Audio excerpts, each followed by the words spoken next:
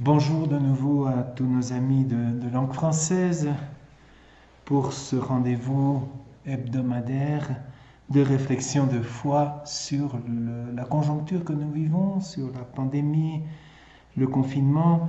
Probablement que plusieurs d'entre vous sont dans des situations déjà un peu différentes de celles que nous vivons ici au Pérou, en Amérique latine.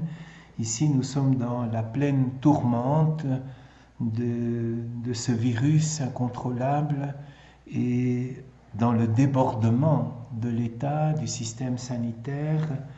Et donc probablement qu'il y a des choses que je vais vous partager aujourd'hui et les jours qui viennent, les semaines qui viennent, en fonction de l'évolution de la situation dans mon pays, au Pérou.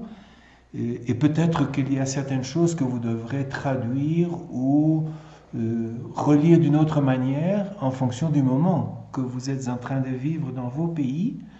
Mais on nous annonce que tout cela est bien fragile et que on ne sait pas vers où nous allons. Ce vers où nous allons, de toute façon, c'est l'inconnu. Et c'est précisément là-dessus que je voudrais méditer cet après-midi.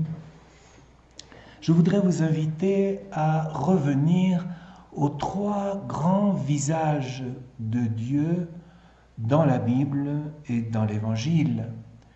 Notre foi, elle est construite sur trois convictions fondamentales qui sont inséparables. Le Dieu de l'alliance, le Dieu de la libération et le Dieu de la promesse. Et les trois visages marquent le chemin d'un Dieu dynamique, d'un Dieu vivant. L'alliance suppose que Dieu s'engage dans l'histoire, et c'est l'histoire de la libération du peuple d'Égypte. Et cette libération, elle est liée à une espérance, c'est-à-dire une promesse. On ne peut pas comprendre le Dieu de l'Alliance sans le situer dans l'histoire comme le Dieu libérateur, et encore moins comprendre ce mouvement de libération sans la perspective de la promesse. Quand nous parlons du Dieu de l'Alliance, nous comprenons Dieu dès l'origine comme un Dieu relation, un Dieu qui est infiniment attiré par l'humanité, par la création, et qui unilatéralement propose un pacte irrévocable d'amour et de réciprocité avec toute sa création. C'est d'ailleurs pour cela qu'il a créé, c'est ça la conviction de la Bible, c'est que la création, c'est l'expression par excellence de cette alliance, de ce Dieu relation, de ce Dieu amour, de ce Dieu communion. Et la libération, c'est la conséquence, c'est l'engagement de ce Dieu dans l'histoire, et ce Dieu de l'histoire promet. La théologie de la libération, qui n'est pas latino-américaine, mais qui est tout simplement biblique depuis la sortie d'Égypte, depuis la rencontre de Moïse avec son Dieu au buisson ardent, souvenez-vous, eh bien cette théologie de la libération nous révèle un Dieu qui n'est pas dans son impassibilité grecque, là, au-dessus dans les nuages, mais qui est profondément engagé dans les aléas de l'histoire. Pas seulement dans l'histoire de son peuple, mais toujours dans toute histoire et pour tous les peuples. C'est un Dieu irrévocablement engagé dans la libération, et c'est là que nous entendons, que nous comprenons l'option pour les plus pauvres, l'option pour les victimes, l'option pour le prisonnier, celui qui est sous le joug de l'oppression. Mais cette libération, elle ne va pas au hasard quand Moïse sort d'Égypte et entre dans le désert, même s'il va faire beaucoup de tours et il va à certains moments avoir l'air perdu, mais il y a un objectif, et l'objectif, c'est la promesse. Dans notre Église latino-américaine, et je dirais dans le catholicisme en général, nous avons beaucoup travaillé ces derniers temps les thèmes du Dieu de l'Alliance. Nous l'avons beaucoup contemplé, et en particulier toute la théologie du laïcat, toute la théologie des femmes, du mariage, etc. On a beaucoup travaillé la théologie de la libération, même si aujourd'hui elle donne un peu l'impression d'être arrêtée quelque part, d'être bloquée devant l'énormité de ce que nous vivons. Mais ce qui a été très peu travaillé, me semble-t-il en tout cas, c'est le Dieu de la promesse. Le Dieu de la promesse.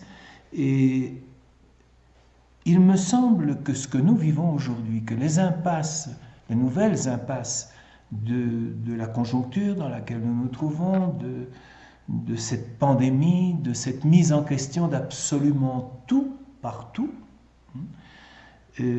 nous acculent à reformuler, repenser de manière un peu plus profonde et sérieuse la question de la promesse. Parce que si nous en restons au Dieu de l'Alliance et au Dieu de la libération, et que nous ne faisons pas un chemin aussi sérieux et aussi profond dans la promesse, nous risquons d'avoir une foi boiteuse et peut-être même dans les circonstances actuelles, pas de foi du tout, plus de foi du tout. Bien, donc je me propose, dans le contexte où nous nous trouvons, et qui est un contexte qui dure, qui se prolonge, nous ici au Pérou, on est déjà au 75e jour de confinement. Et je vais donc me concentrer sur ce Dieu de la promesse et je vais regarder 3 et presque 4 témoins de cette expérience du Dieu de la promesse. Le premier témoin, évidemment, c'est Abraham. Puis je regarderai Moïse, j'interrogerai Jésus et je dirai un mot sur l'expérience de la promesse chez Saint Paul. Voilà, rapidement, l'itinéraire que je vais parcourir maintenant, en me demandant évidemment à la fin, et nous? Et nous, de quelle promesse sommes-nous témoins? Qu'est-ce que ça signifie pour nous aujourd'hui, la promesse? Toute l'histoire d'Abraham, c'est la rencontre d'un Dieu de l'Alliance, bien sûr, qui va lui faire une promesse absurde. Il va l'appeler à quitter son pays, sa famille, et à se mettre en route vers une nouvelle patrie, qui est la promesse, mais une nouvelle patrie dont personne ne sait où elle est, et encore moins Abraham lui-même. Et j'oserais ajouter, même si ça ne se trouve pas dans la Genèse, j'oserais ajouter que non seulement il ne sait pas où se trouve cette patrie, mais il n'en connaît pas le chemin. Et cependant, comme dit la lettre aux Hébreux au chapitre 11, il se met en route, il ne recule pas, car la patrie à laquelle il aspirait n'était pas de ce monde. Et je crois que ça, c'est une première question. Quelle est notre patrie en ce moment? Quelle est notre patrie en ce moment? Saint Jean insiste beaucoup, ces derniers jours dans la liturgie, sur le fait qu'avec lui, nous ne sommes pas du monde et que nous sommes à la recherche d'une patrie dont nous ne connaissons ni le lieu ni l'itinéraire. Pour soutenir cette alliance, cette promesse qui, il faut bien le dire, était un peu ténue. Il n'y avait pas de carte de géographie pour guider Abraham et Sarah, mais pour soutenir la validité, le sérieux de sa promesse, Yahvé va ajouter une autre promesse qui est celle d'une stérilité féconde. Abraham et Sarah sont des personnes âgées et ils sont stériles, en tout cas Sarah est stérile, dit le texte, et il leur promet, à l'âge qu'ils ont, une descendance aussi nombreuse que les étoiles du ciel. Cette promesse est tellement absurde et tellement folle dans son immensité, mais aussi dans la précarité du couple qui doit recevoir cette promesse, que Sarah se met à rire. Et Abraham aussi va rire. Et Isaac, qui va être l'expression de cette promesse incarnée, Isaac, ben ça veut dire bonne blague de Dieu. C'est ça que ça veut dire, Isaac. Donc la promesse d'une descendance innombrable, ben c'est une bonne blague. Une promesse bonne blague. Et c'est tellement une blague que quand naît Sarah, quand on naît Isaac de Sarah, la femme stérile, et d'Abraham, l'homme déjà âgé, et de manière surprenante, Abraham va penser qu'il doit sacrifier ce fils. Donc la promesse, au départ, doit déjà être sacrifiée. C'est le fameux sacrifice d'Isaac qui est un des moments les plus importants de l'Écriture, mais en même temps les plus mystérieux, les plus étonnants. Comment se fait-il que ce tout petit signe insignifiant, justement, de la promesse absurde, de la bonne blague de Dieu, doivent être sacrifiés? C'est probablement Abraham lui-même qui fait un chemin de vocation dans la promesse. Et puis finalement, il reçoit Isaac, non plus de Sarah, mais de la grâce de Dieu. Et quant à la troisième promesse, ce n'est pas une troisième promesse, non, c'était la première, une patrie, une terre. Donc une terre, une descendance. Finalement, cette recherche de la terre, de la patrie inconnue, dont on ne connaît pas le lieu ni le chemin, elle va être vraiment terrible, cette recherche. Il y a un premier épisode dont vous vous souvenez peut-être, c'est quand les pasteurs de Lot et les pasteurs d'Abraham se disputent à propos d'un puits, et Abraham décide qu'on ne va pas se disputer et que Lot peut choisir la terre qu'il désire. Et évidemment, Lot choisit la terre la plus riche pour l'agriculture.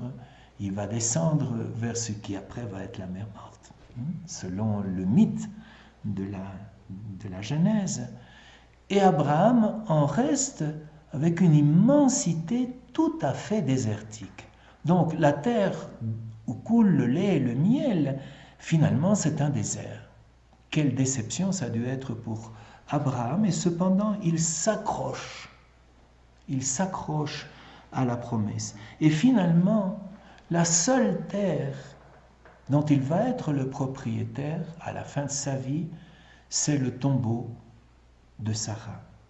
C'est le tombeau de Sarah. Donc, une promesse à la fois folle, absurde, une bonne blague, une promesse mise à l'épreuve, mise en péril constamment, et qui se termine par une chose tout à fait absurde, qui est cette petite tombe que Abraham va acquérir pour enterrer sa femme et pour y être enterré lui-même après. Et cependant, la clé de la foi d'Abraham, c'est cette petite formule qu'il va dire à son fils Isaac au moment du sacrifice: Dieu pourvoit.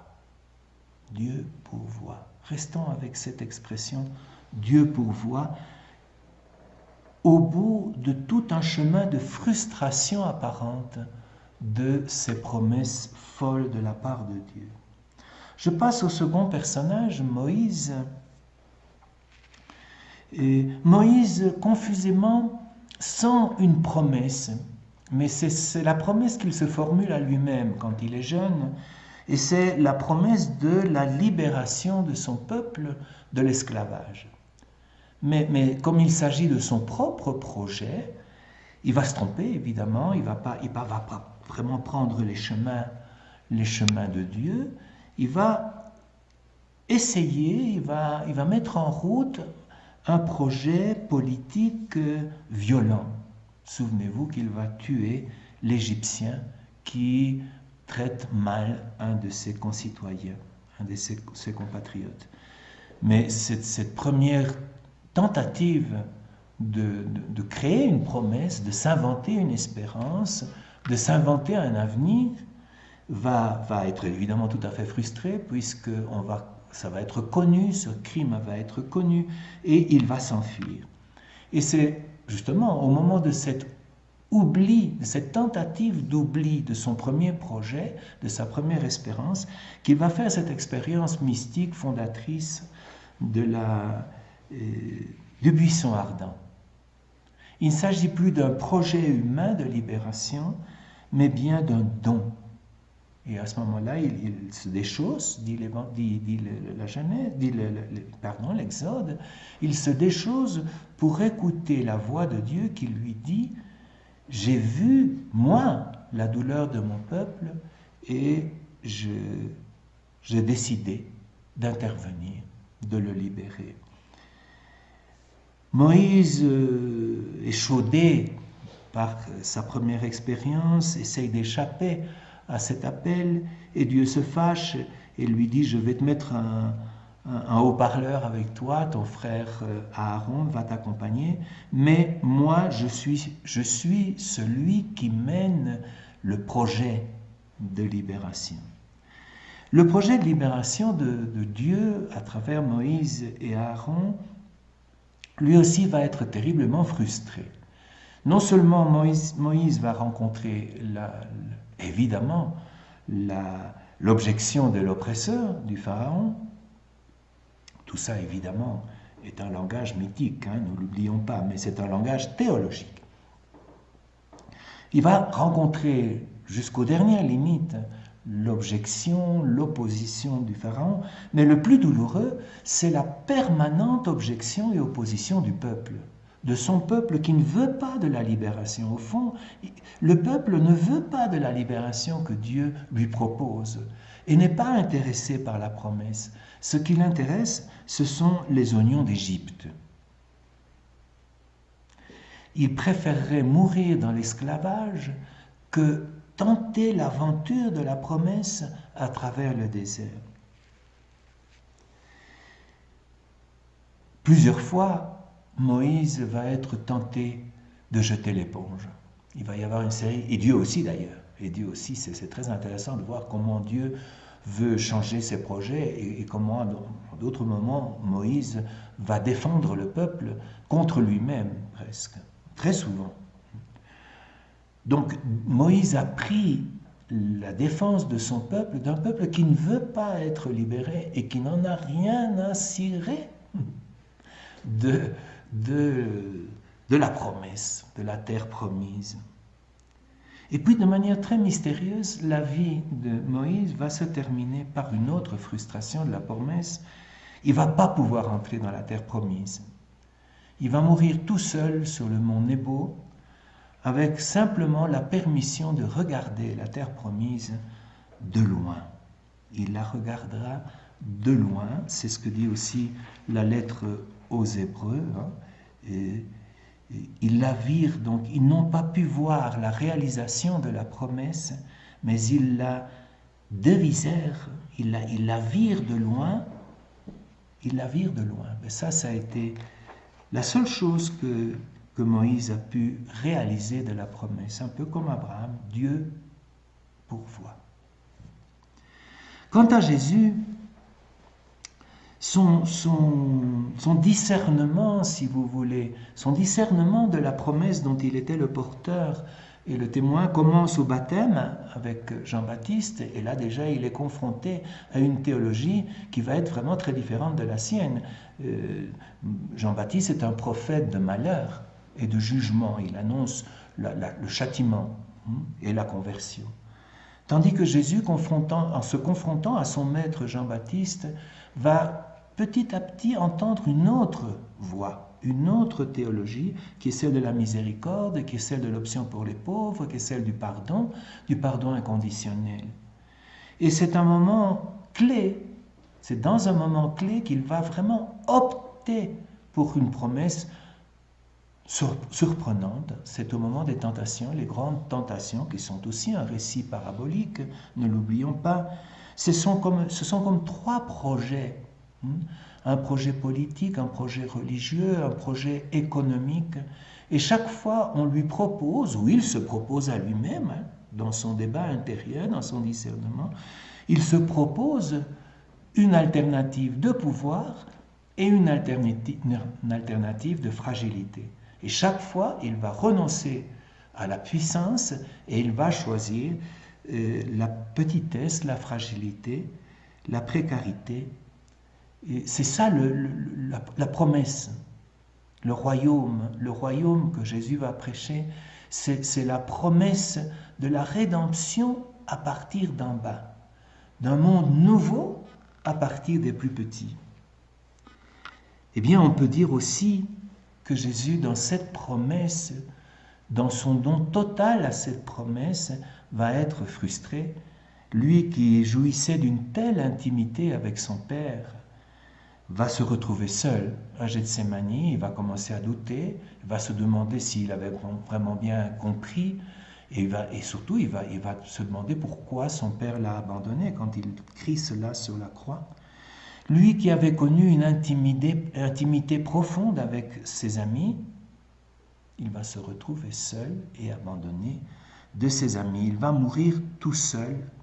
Et si ce n'était par la réflexion, la méditation, la conversion de la communauté après la mort de Jésus, l'histoire de Jésus, la promesse de Jésus, l'utopie de Jésus serait un échec total.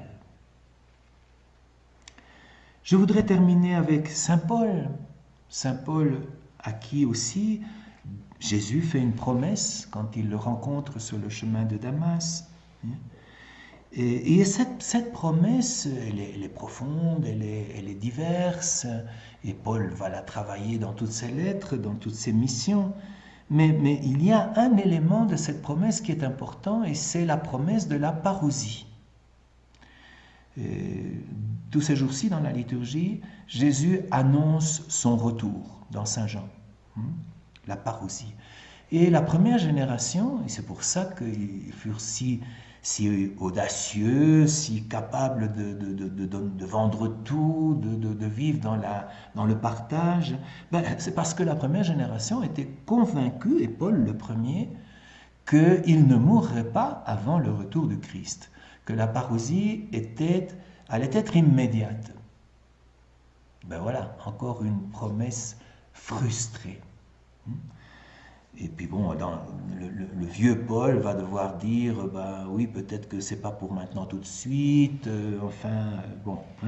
En particulier la question du célibat, non? Quand Paul dit que ce serait mieux d'être célibataire que marié, c'est parce qu'il pense que la parousie est au coin de la rue.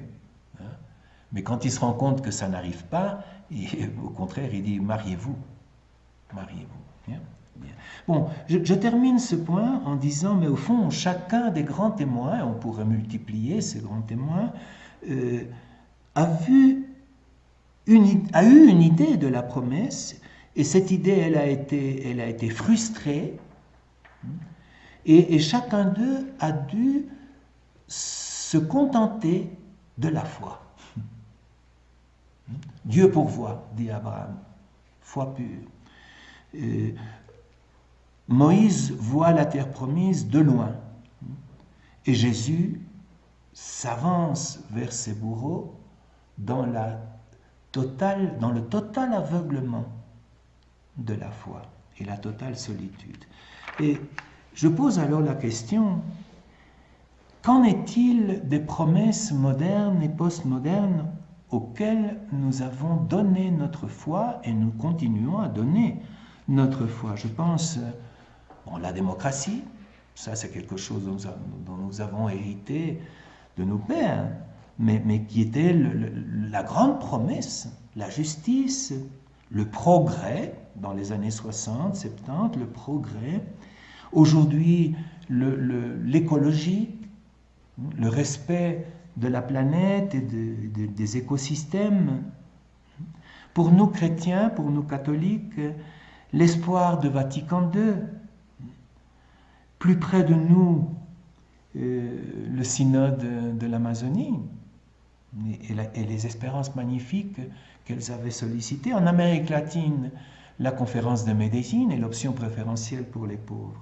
Que reste-t-il de tout ça aujourd'hui? pas seulement à cause de la pandémie. Je pense que la frustration de la promesse, nous l'avons connue déjà avant. Mais aujourd'hui, c'est vraiment le comble. Et nous sommes dans la situation des disciples d'Emmaüs qui, retournons vers notre village, je pensais à ça en voyant tous ces provinciaux de Lima qui décident de retourner vers leur village parce qu'ils ont faim à Lima et que leurs espérances, que la promesse de la ville a été frustrée.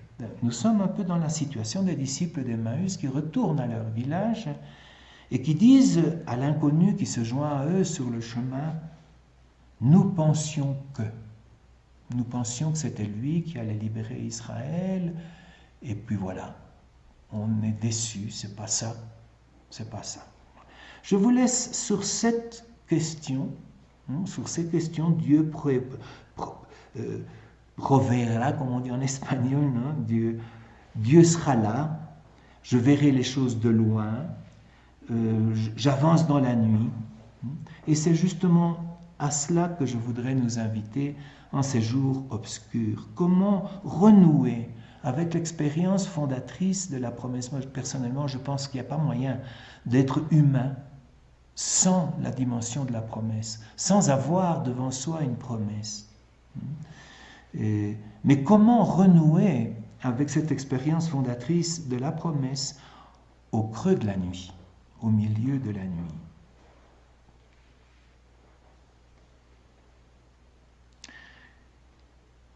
Il faut être modeste, comme Abraham, comme Jésus, vraiment modeste. La foi, c'est une expérience modeste, ce n'est pas une arrogance. La foi, ce n'est pas avoir tous les trucs et toutes les réponses et toutes les recettes. Non, non, non. La foi, c'est un petit cheminement modeste dans la nuit. Et donc, il faudra récupérer modestement une petite conviction, une toute petite conviction. Et cette conviction, c'est que la vie est un appel, que nous ne naissons pas au hasard, mais que nous sommes appelés par la vie. Je ne me souviens pas du jour où je suis né, mais je pense que ça m'est arrivé comme à chacun d'entre nous, qu'à un moment donné, on a voulu sortir parce qu'il y avait comme un appel irrésistible. Et je crois que la promesse, elle part de là. L'appel irrésistible de la vie. Et puis petit à petit, nous prenons conscience que cet appel à la vie devient aussi un appel de la vie.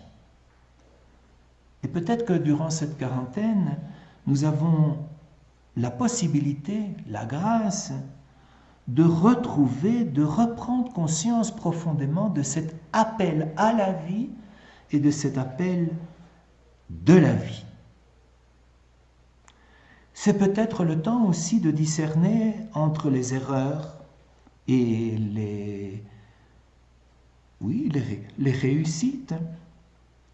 Quelle est ma promesse? Quelle est la promesse dont je suis le dépositaire, comme Abraham, comme Moïse, comme Jésus, comme Paul? Quelle est ma promesse? Et là, il faudra aller fouiller dans vos charismes, dans les grâces dont on a été bénéficiaire, dans nos échecs aussi, nos errances, nos péchés, nos trahisons. Peut-être que la frustration majuscule de la pandémie, de tous nos projets, on en a déjà parlé plusieurs fois dans les semaines passées, peut-être qu'au fond, cette frustration, comme pour Abraham, comme pour Moïse, comme pour Jésus, que cette frustration est la grande occasion, la grande opportunité de réinterpréter et de réinventer la promesse. Non pas une promesse de propagande commerciale ou politique, dont nous savons qu'elle miroite, mais qu'elle est absolument fausse et mensongère, mais une promesse qui revient de l'intérieur de nous-mêmes. Et là, je m'arrêterai à poser une question peut-être douloureuse pour ceux qui avons déjà parcouru un certain chemin dans l'histoire de notre vie. Qu'est-ce que tu t'es promis quand tu as commencé ton chemin? Quelle est la promesse que tu t'es faite à toi-même? Et qu'en reste-t-il? Qu'en as-tu fait de la promesse que tu t'étais faite à toi-même? Tu peux aussi reposer la question, quelle promesse avais-tu faite à d'autres avec qui tu t'es engagé dans une alliance et dans un chemin de libération, dans l'amour? Quelles sont les promesses que tu as oubliées en chemin et que peut-être dans ce roum-roum, dans cette espèce de marche automatique au hasard, qui est bien souvent notre société postmoderne, peut-être que simplement nous avons oublié. Nous avons oublié l'alliance que nous portons, nous avons oublié les grands espoirs que nous avions mis dans notre formation, dans notre intelligence, dans notre cœur, dans nos charmes, dans notre séduction, je ne sais pas moi, dans tout ça.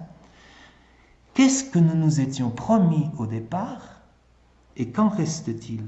Qu'est-ce que nous avons promis à ceux que nous aimons et avec qui nous voulions partager l'alliance, partager notre sort, et que nous n'avons pas tenu? Quelles sont aussi les promesses collectives dans lesquelles tu avais, ou nous avions, pour lesquelles nous avions misé, et qui sont frustrées, je pense à l'option préférentielle pour les pauvres, par exemple. Je suis convaincu aujourd'hui, je crois que je l'ai dit la semaine passée, qu'il faut repenser l'option pour les pauvres à partir de la pauvreté. À partir, souvenez-vous de ce que je vous citais de Saint Basile, ce que tu as de trop appartient aux pauvres. Peut-être que cette promesse, il faut la recréer, la réinventer. Et peut-être que toutes nos promesses de notre adolescence, de notre jeunesse, il faut la reformuler, la réinventer, la recréer. Parce que sans promesse, il n'y a pas de libération à long terme. S'il n'y avait pas eu la promesse, et si Moïse n'avait pas été acharné pour cette promesse, le peuple serait retourné en Égypte. Il n'aurait pas continué. Je crois qu'il n'y a pas de vraie libération à long terme sans la promesse.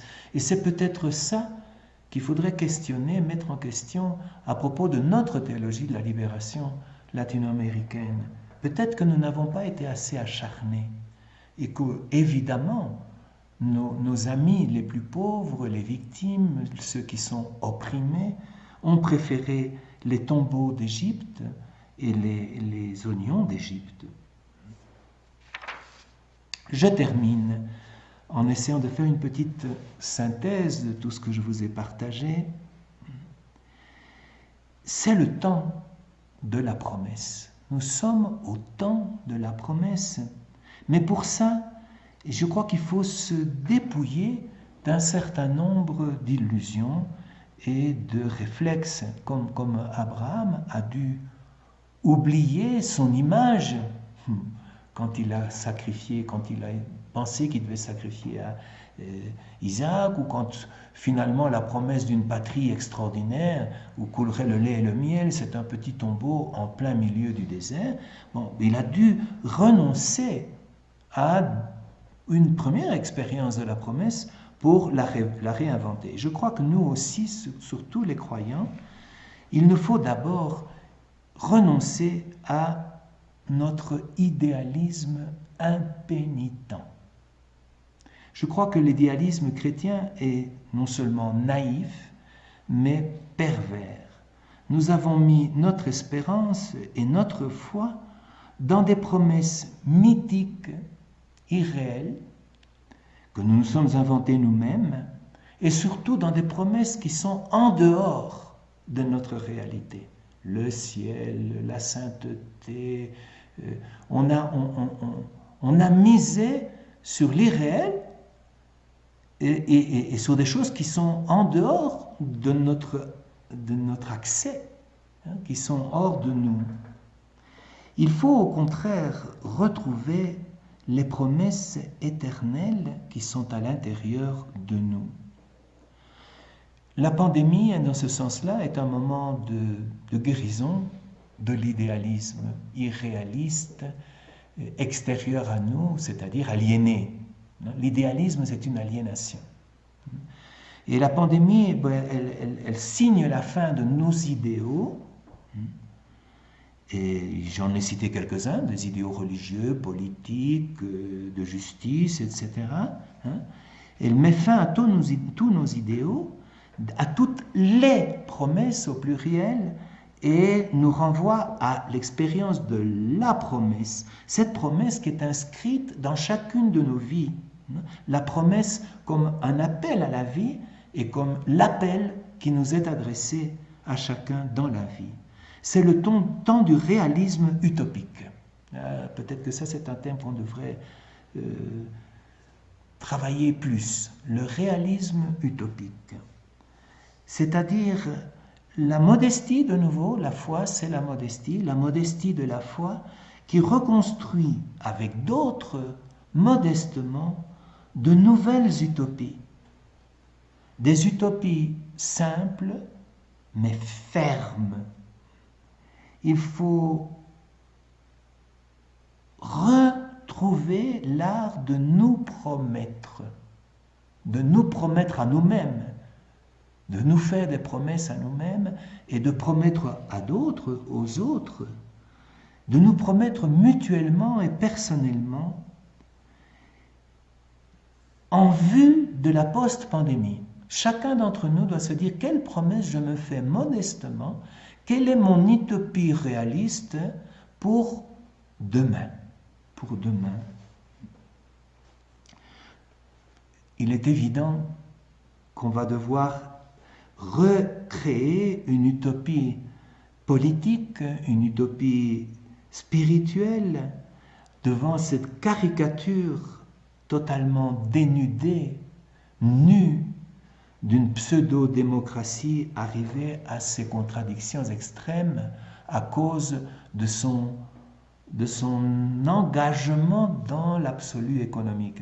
Quand la démocratie s'aliène dans le marché économique, elle perd son âme, et c'est pourquoi je pense que notre démocratie a perdu son âme parce qu'elle est inféodée aux absolus de l'économie, c'est-à-dire à la soif des plus riches, la petite minorité des plus riches. C'est cette pseudo-démocratie au service de la soif des plus riches qui a montré sa nudité dans ces temps de pandémie et ses contradictions. Il faut donc réinventer une utopie démocratique, une nouvelle utopie politique, une nouvelle utopie spirituelle, car c'est la fin du système clérical. Il y en a qui ne s'en rendent pas compte, il y en a qui résistent, mais le pape le dit sur tous les tons, c'est la fin du système clérical.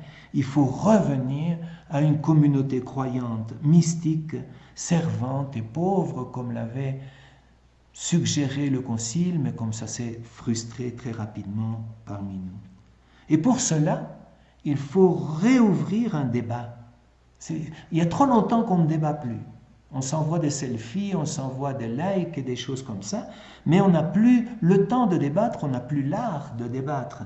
Il faut redébattre, il faut recommencer à débattre entre ce que nous désirons, ce qui est nécessaire et ce qui est aujourd'hui possible. Sans promesse, nous risquons de tomber dans l'absurde.